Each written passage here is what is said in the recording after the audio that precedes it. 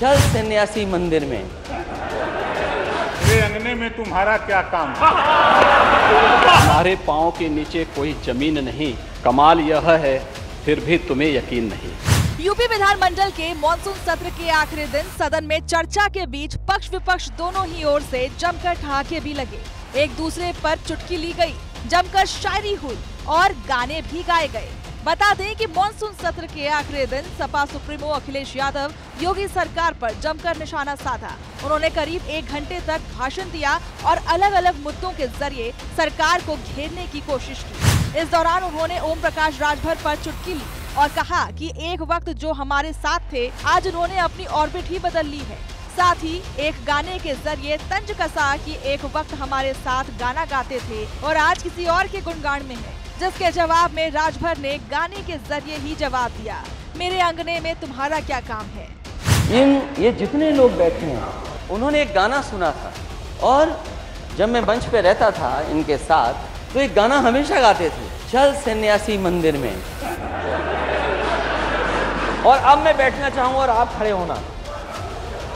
अध्यक्ष महोदय, केवल गाने के लिए खड़ा कर रहा हूं इनको। जो पहली लाइन तो इन्होंने गा दी, उस गाने की दूसरी लाइन गा दे, मैं बैठ जा रहा हूं। मेरे अंगने में तुम्हारा क्या काम?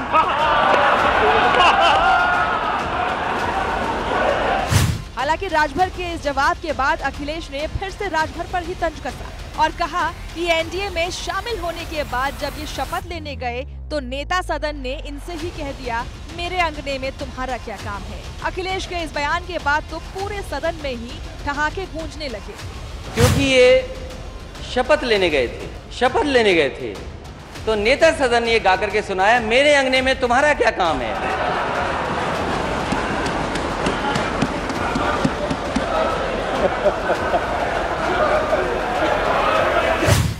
सदन में आज शायरी और गानों का ऐसा जोश दिखा कि बाद में जब सीएम योगी आदित्यनाथ बोलने के लिए उठे तो उन्होंने भी इस पर शायरी में ही प्रतिक्रिया दी।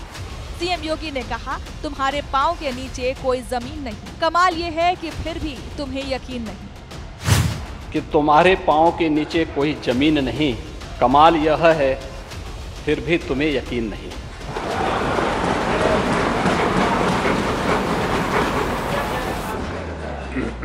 उन्हें जमीनी हकीकतों की कोई जानकारी नहीं है और तुलसीदास जी ने बात कही भी, समरथ को नहीं दोष घुसाएं। ऐसे ही लोगों पे बातें अक्सर से सही बैठती हैं। सदन के इस शायराना संग्राम के बीच एक बात साफ साफ नजर आ रही है कि वाकई में समाजवादी पार्टी को ओपी राजभर का एनडीए में शामिल होना अभी तक खल रहा है। तभी तो अखिलेश यादव को जब भी मौका मिलता है ओपी राजभर पर हमले से नहीं चूकते हैं, जो अगले साल होने वाले लोकसभा चुनाव तक थमने का नाम नहीं लेने वाली है।